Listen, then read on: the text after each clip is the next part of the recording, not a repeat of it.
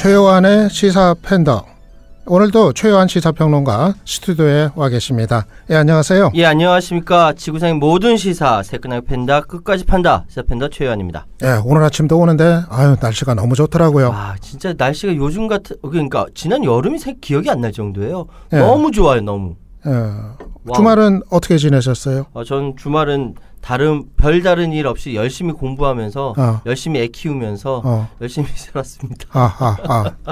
마찬가지로 놀러 못 다니는구나. 놀러 못 다녔습니다. 예. 예. 어제 북한 구구절이었어요. 예. 열병식 어떻게 진행될지 관심을 모았었는데 예. 저강도로 행사가 진행됐죠. 그렇습니다. 사실은 예년과 달리 외신도 많이 모였고요.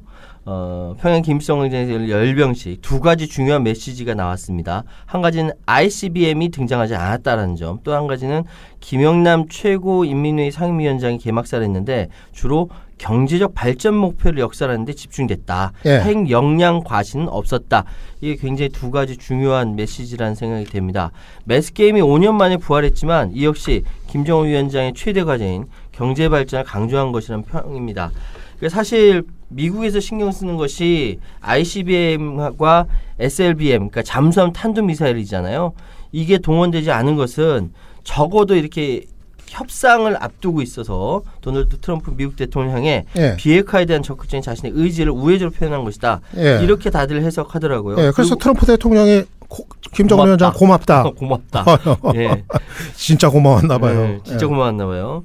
지금 미국의 북한 전문 매체 NK뉴스 같은 경우는 트위터 계정에 열병식에 중거리 미사일 등장하지 않았다라고 전했습니다. 어쨌든 이 메시지 이 자체가 대외적으로 트럼프 대통령에 대해서 관계 개선, 그것이 녹아 있다 이렇게 말씀드릴 수 있겠습니다. 북미 관계에 상당히 좀 도움을 줄 것 같아요. 네, 그렇습니다. 아무튼 좀 미국을 향한 좀 성의 이거를 이번에 보여준 것 같습니다. 그리고 국회 4.27 판문점 선언 비준 동의안 정부가 오늘 제출한다고 하는데 내일 제출한다고 그러는데 그런데 이게 또 간단하지 않을 것 같죠? 그렇습니다. 북한은 저강도 열병식을 하고 있는데 남은 고강도 반대를 하고 있는 거죠. 이게 김병준 자유한국당 비상대책위원장 어제 오전 국회에서 북한의 비핵화 이행에 대한 확실한 담보도 없이 비준안을 동의해 줄 수 없다라고 밝혔습니다. 그래서 국회는 국민의 입장에서 행정부의 합의를 철저히 따져 추인해줘야 한다라고 이야기를 했는데 이게 조금 어폐가 있어요. 이게 행정부의 합의가 아니거든요. 국가 원수로서 가서 이제 문재인 대통령이 합의를 하는 거지 않습니까? 여기서 행정부라고 이제 깎아내렸는데 어쨌든 이것을 배경을 어떻게 생각하냐면 추석을 앞두고 남북관계를 정권에 닥친 위기 돌파 카드로 활용하고 있는 것이다. 이렇게 지적을 했습니다.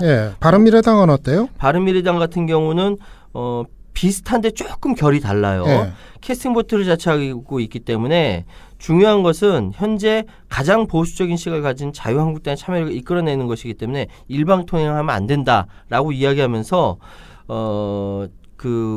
결의안을 정식으로 제안하겠다는 입장을 내놨습니다. 그러니까 먼저 북한의 비핵화에 대한 확실한 담보가 있는 결의안을 이야기를 하고 있는 겁니다.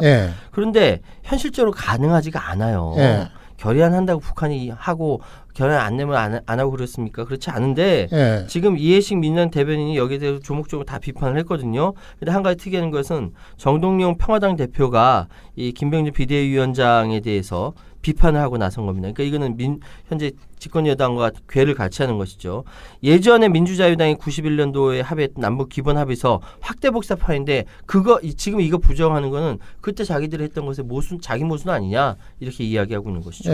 좀 난감하겠어요. 그렇다고 해서 비준 동의안을 표결 처리하자니 뭔가 초당적인 모습. 그렇죠. 이게 또 이제 퇴색이 되니까 그렇죠. 참 그래서 북은 저강도 열병식했지만 남은 고강도 반대하고 있다라고 제가 주제로 뽑았습니다. 오늘 그래서 그 얘기 뽑으신 거구나. 그리고 상도 유치원 이거 참 큰일 날 뻔한 일이었었는데 그런데 동작구청 문제 많았던 것 같아요. 그렇습니다. 사실 붕괴 사고를 하루 앞두고 이 유치원이 관할 지자체인 동작구청에 긴급 현장 점검을 요청을 했대요. 했는데 이렇다 할 안전조치를 제대로 취하지 않은 겁니다. 그러니까 아직도 안전불감증이라는 것이 여전히 많이 남아있다. 이게 그 하루 전 6일날 붕괴됐으니까 5일날 동작구청 건축과에 공사 진행 시 위험한 사항으로 구청 구축과에 긴급 현장 점검을 요청한다. 공문까지 발송을 했거든요. 예. 근데 충분히 보면 눈으로도 확인할 수 있는 상황임에도 불구하고 그리고 문건을 접수했음에도 불구하고 해당 시공사 측에 사실을 확인하라 연락을 취했을 뿐 그 이상의 그 조치를 취하지 않았다라는 것이죠. 예. 또 이제 그 동작구청이 나중에 보니까 공사 건물 건축주와 감리사에게는 자체 안전 점검 결과도 보내지 않은 것으로 확인됐고요. 예. 이거 저 담당 공무원 징계 받을 거라고 생각됩니다. 예. 구청 측 대응한 거 보니까 참 겁이 없네요. 그냥 뭐 별일이 있겠어? 이거죠. 예. 그 상도 초등학교는 그 옆에 있거든요. 지금 그 철거 작업 때문에 소음과 분진 때문에 임시 휴업을 했다고 합니다. 어쨌든 이게 별일이 있겠어? 라는 이 생각이 불안한 거예요. 예. 이 생각이 우리 사회 곳곳에 다 뿌리 박혀 있는 겁니다. 예, 더군다나 이 아이들 교육 시설인데 예. 정말 잘못한 사람들도 잘 책임져야 될 것 같아요. 그렇습니다. 메르스 3년 만에 또 발생해서 깜짝 아주 놀라셨죠? 온 국민이 또 긴장해요. 예, 앞으로 2주가량 2차 감염 막는 것이 중요하다라고 이야기하는데 이 사실 확진 상황까지가 굉장히 상황이 드라마틱합니다. 이 그 서울에 거주하는 61살 A씨 이 사람이 이제 확진 환자인데 예. 그 출장으로 쿠웨이트 머물다가 왔지 않습니까? 예. 근데 거기서 설사를 했던 거예요. 거기서 삼성 서울병원 의사한테 전화로 도움을 요청하기도 했고요. 예. 근데 휠체어 타고 나올 때 실제로 그 검역소에서 검역관하고 대화를 했거든요. 예. 지금도 설사 증상이 있는지 복용 중인 약이 있는지. 예. 근데 그때는 정상 체온이었어요. 별 문제가 아니었어요. 그게 미스테리예요. 그러니까 그것을 걸러내는 것이 예. 기술적으로 불가능하다라고 이야기를 하고 있거든요. 근데 다행인 건 뭐냐면 일단 어쨌든 이 사람이 비진석을 이용해서 밀접 접촉자가 적었다는 거죠. 예. 그래서 그 비진석에 있었던 그 사람들 해서 한 22명 정도만 현재 밀접 접촉자로 분류돼서 격리되어 있는 거고요. 또 나와서 어디 들리지 않고 예. 그 대형 리무진 택시를 타고 삼성병원으로 바로 갔던 거죠. 예. 만약에 그렇지 않고 지하철을 탄다라든지 그렇죠. 일반 다른 택시를 탄다라든지 이랬으면은 훨씬 더 밀접 접촉자가 커졌을 텐데 예. 다행히 리무진 택시를 타고 자기 지인인 삼성병원 의사한테 바로 갔기 때문에 그 택시 기사 그리고 대리로 마중 나온 부인 자기 이렇게만 밀접 접촉자가 된 겁니다. 예. 근데 부인한테는 마스크 끼고 오라고 그랬다고 그래요. 글쎄 말입니다. 그러니까 뭔가 본인도 좀 짐작을 예. 했던 거 아닌가. 그러니까 쿠웨이트라는 싶거든요. 중동 지역 갔다 왔다 설사했다 이런 것들이 다 있었던 거죠. 예. 그래서 어쨌든 그 다행히 삼성병원에 음압 병실이 있었대요. 예. 거기 바로 들어가고 거기서 메르스 의심 환자를 신고하고 그래서 서울대병원 음압 격리 병상으로 갔다. 예. 그러니까 저는 이 국가에서 이렇게 조치를 취한 것보다 오히려 이 환자 A 씨가 스스로 취한 것이 훨씬 더 지혜롭게 잘한 것 같아요. 상황이 보니까. 예. 근데, 앞으로 2주 예. 메르스 잠복기에 최대 14일이기 때문에 예. 확산 여부는 그러니까 계속 이 A 씨의 동선을 CCTV를 통해서 역학조사를 했답니다. 예. 예, 어디 다른 데 샌 데 있지 않은가 말한 데 말고 예. 그거를 예. 계속 동선 추이하고 그래도 박원순 시장은 또 A 씨가 예. 혹시 사실대로 얘기 안 한 부분이 있을지 모르니까 그렇죠. 더 좀 철저하게 좀 점검하자 네, 또 그래야죠. 그렇게 얘기를 했더라고요. 예, 예, 예. 그리고 오늘은 LTV 얘기 좀 하셔야겠다고요. 예. 이게 뭐 좀 변동이 있나 보죠? 이번 주 그 부동산 대책 나오는 그렇죠. 거예요? 지금 DSR까지 이제 그 적용한다 이야기 말씀드렸는데 이것이 부족하다. 금융당국의 LTV 주택담보인정비율 카드를 만지작거린다. 네. 이 이야기입니다. 제가 저번에 DTI 말씀드렸죠. 금융부채 상환능력 소득을 따진다. 그리고 신DTI는 이자만 따지는 것이 아니라 원금까지 따진다. DSR은 신용카드, 자동차 할부금 다 따진다고 했잖아요. 네. 그럼 LTV는 뭐냐? 이것이 문제죠. 이거는 뭐냐면은 그러니까 지금까지 70~80%까지 담보 대출이 가능했던 임대사업자 대출을 가능한 한 줄인다는 겁니다.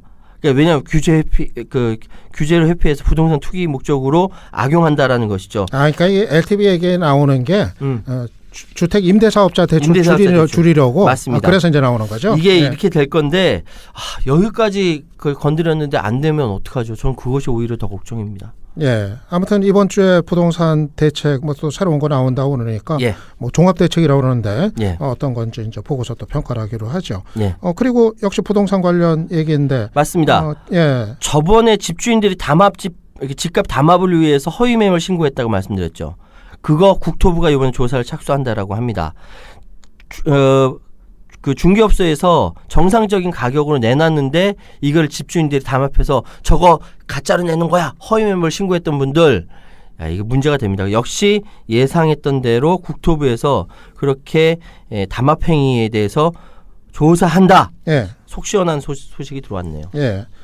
그리고 중국 알리바바 그룹 마윈 회장 생일을 맞아서 승계 계획 발표한다고요? 원래는 은퇴한다라는 얘기가 나와서 발칵 뒤집어졌었습니다. 예. 근데 알고 보니까 예. 뉴욕타임즈는 은퇴한다라고 미국에서 은퇴하길 바라겠죠. 그런데 은퇴하고 승계하고 이게 많이 다른가요? 네, 다르다고 합니다. 그 승계하고 자기는 교육 사업 하겠다라고 이야기를 하고 있거든요. 봉사하겠다라고 이야기합니다. 승계 계획을 누구를 할진 모르겠습니다만 어쨌든 젊은 그 경영인을 이렇게 내세워서 알리바바 그룹을 이끌어갈 수 있도록 한다라고 합니다. 예. 어쨌든 지금 지구촌 산업계 굉장히 놀랐어요. 은퇴한다라고 해가지고. 근데 중국은 이렇게 일찍 물러난 사례가 드물다고 합니다. 근데 오히려 중국이 더 신선한 충격이다 이렇게 이야기가 나오고 있네요. 예. 그리고 테슬라 최고 경영자 일론 머스크. 예. 한 온라인 방송에서 마리화나가 섞인 담배를 피웠다고 그래요? 이게 이제 생방송으로 나갔어요. 예, 이래도 돼요, 이거? 안 돼요. 예. 안 됩니다. 일론 머스크가 미쳤나 봐요. 이게 그 테슬라가 그래서 결국은 그 생방송에 마리화나 그 섞인 담배 피는 것이 나간 바람에 다들 놀래버렸거든요. 예. 그래서 미국 공군이 계약을 파기할 수 있다. 그리고 지금 테슬라 주가 폭락하고 예. 이 머스크 이 사람 사업하고 싶지 않은 모양이에요. 어쨌든. 근데 왜 이런 거예요? 그러니까 모르겠어요. 이 사람 좀 똘끼가 있는 것 같은데 어쨌든 이 부분이 원인 왜 이랬나? 이 부분에 대해서 나중에 또 말씀드리도록 하겠습니다. 예, 뭐 미국에서도 이거는 안 되는 일입니다. 되죠. 예, 알겠습니다. 예, 오늘 여기까지 듣는 거로 할게요. 예, 감사합니다. 네, 감사합니다. 예, 지금까지 시사팬더 최요한 시사평론가였습니다.